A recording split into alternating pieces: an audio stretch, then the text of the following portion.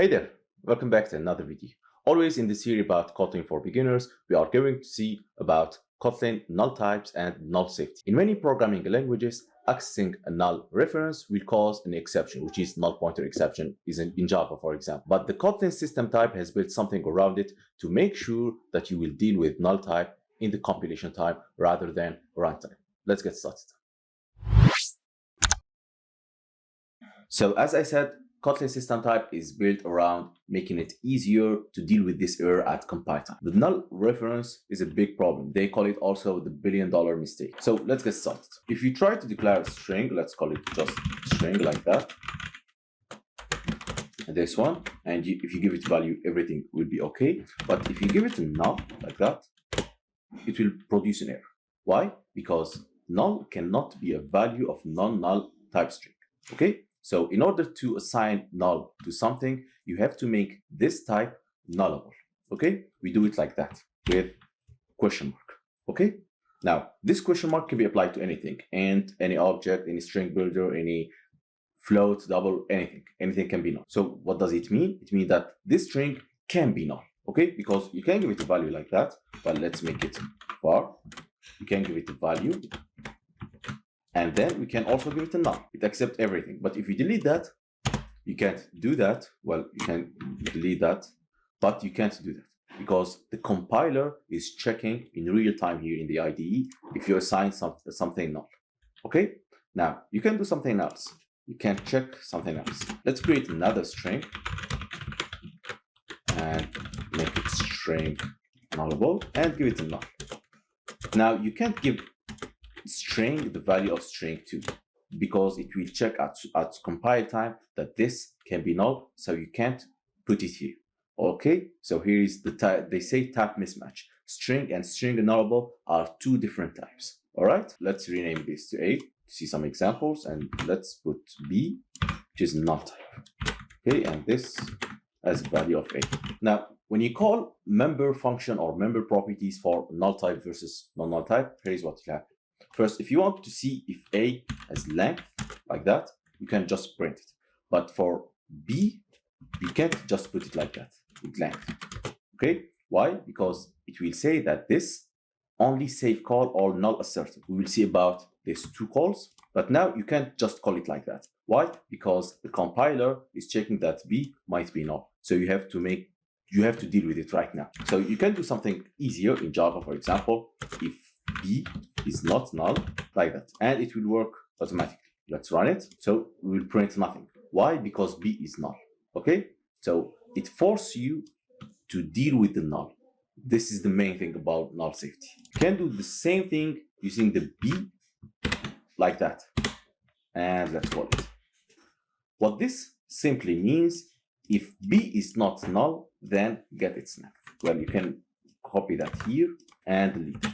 It will print null, okay? Because it's print something. You can also use the safe call like that, b.length. Now, as you can see, length is somehow disabled.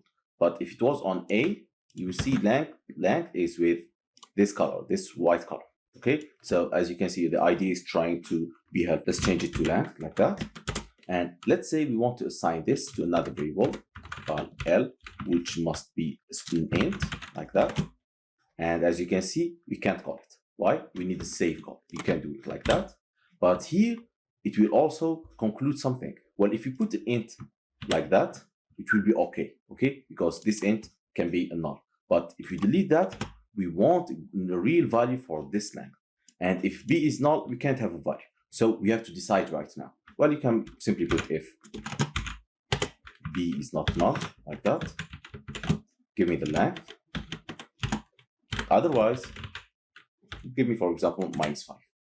So this will ensure that we have a value for L. So this is, in essence, the null safety in Kotlin. It makes it obvious that you have to deal with null types, okay? You can do a great simplification here. You can do like that. This is called the Elvis operator, Basically, we are checking if B, well, with a safe call for the length, and if this is null, question mark and 2 point means if everything here is null, let's return -5.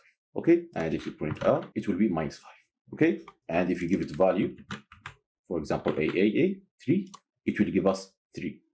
Okay, this is very concise. Now, if you have two conditions on null thing, you can do something like that. If you have if B is not null, you can here check, for example, with the length of B exact directly, because it's smart casted. Okay, and you give it equal to 3, do something. You don't have to call the save call here, okay? Because with the end, it will break. Now, if you change it here to 2 points like that, you will have problem, because with the or, it means either that or we saw about the save calls, the save call, for example. Now let's make 2 calls, 2 more calls. Print B is length like that. We have to make this save call. If you do it for A is not null, it will say that you can put it here, no problem, but this is unnecessary because we know that A is a string. It's not a nullable string.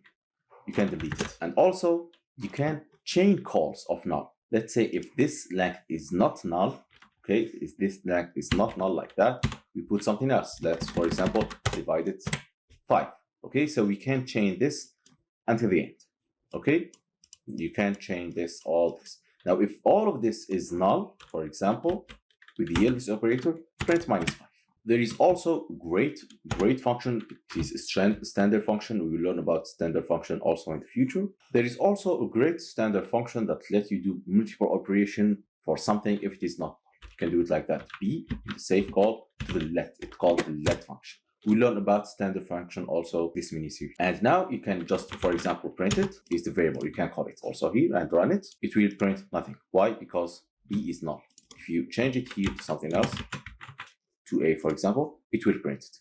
And in this block, you can write as many code as you like because you know that it or the string is not. Sometimes, for example, you know something, it is not null. For example, let's declare B like that and give it a value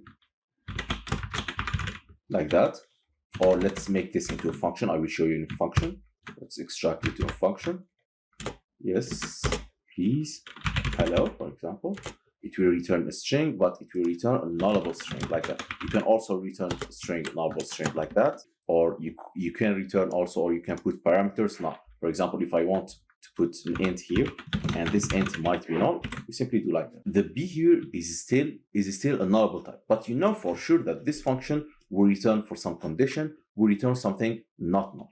So in order to prevent this, you can call it like that. And this simply means the not null assertion property. Okay, you are telling the compiler, I know what I am doing. This is not null. But if it happens that this will be null, then it will throw a null pointer exception or Kotlin null pointer exception. We try it now. If we print this and print it, well, it will say the length here. It's 9. Great. Now, if we return null here and run it, now we will have a problem. It will see Kotlin or Java null pointer exception. Now, for the last thing I want to show you, you can do something we call the smart cast or the safe cast. Let's try to give an int A or C, which is an int like that, and you want to give it a.length as an int like that. And here, well, it will work simply, but if it was on something else, or if it was on B, for example, it will produce an error like that. So we want to cast it as an int. If you try to run this program, it will produce an error. We can't do that. Well, you can do something else. You can put here the mark and run it.